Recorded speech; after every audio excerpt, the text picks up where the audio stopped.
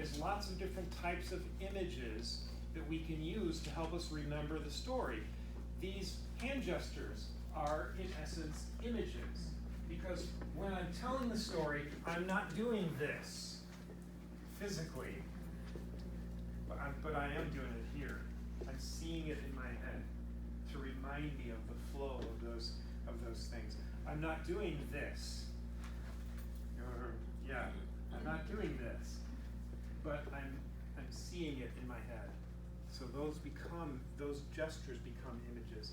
But there are actual images that you can use. You can draw your own, like you did yesterday, or you can use this, something like this. Could you turn off the light, the one on the left, I believe. Yeah. This is called a tanka. It's a Tibetan art form, originally a Tibetan art form, and it pictures an entire story. Can anyone tell me what story this is? Sea of Galilee. Peace be still. What is that? Oh, that's Jonah. It's the story of Jonah. This is the story of Jonah. Yeah. The word of God came to Jonah, son of Amittai, go to the great city of Nineveh and preach against it. He gets in a boat, starts sailing. The sailors throw him off the ship, off the boat. He gets swallowed by a great fish. He then goes to Nineveh. He enters Nineveh. Here's Jonah preaching to the city of Nineveh. Turn back to God or you're all going to die. And they do.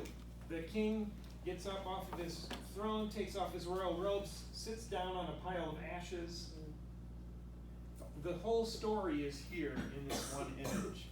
And this is what I would call an image-based image.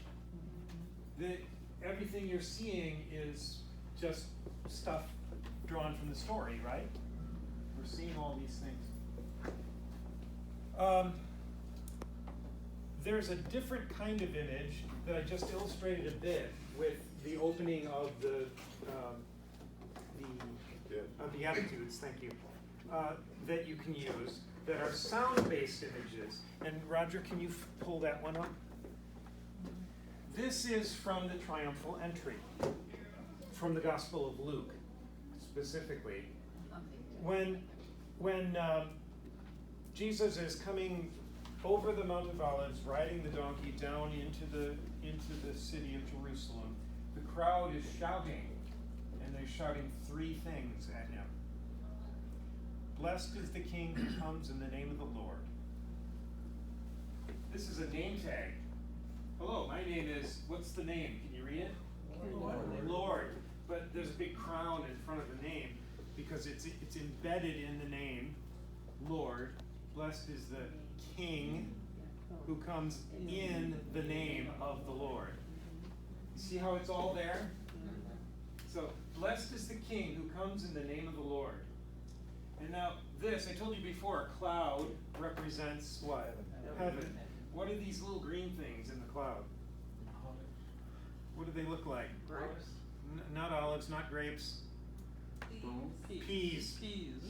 Peas in heaven. Peace in heaven. Blessed is the King who comes in the name of the Lord. Peace in heaven. And then in the highest position in this image is a United States flag, which is often referred to as Old Glory. Glory in the highest. So they said, say it with me. Blessed is the King who comes in the name of the Lord. Peace in heaven, glory in the highest. So when I'm telling this story and I'm saying those words, this is what I'm seeing in my head. Because it takes me to the specific wording that I want to use. And if you remember the grid that we used for the story planner that we used, these words are in the jingle box for that story. And remember that part? because it's specific wording that I want to use, and that's why I crafted this particular image to remind me of the exact wording. Okay. So there's lots of different images, types of images that you can use: image-based images, sound-based images. Make sense? Mm-hmm. Okay. I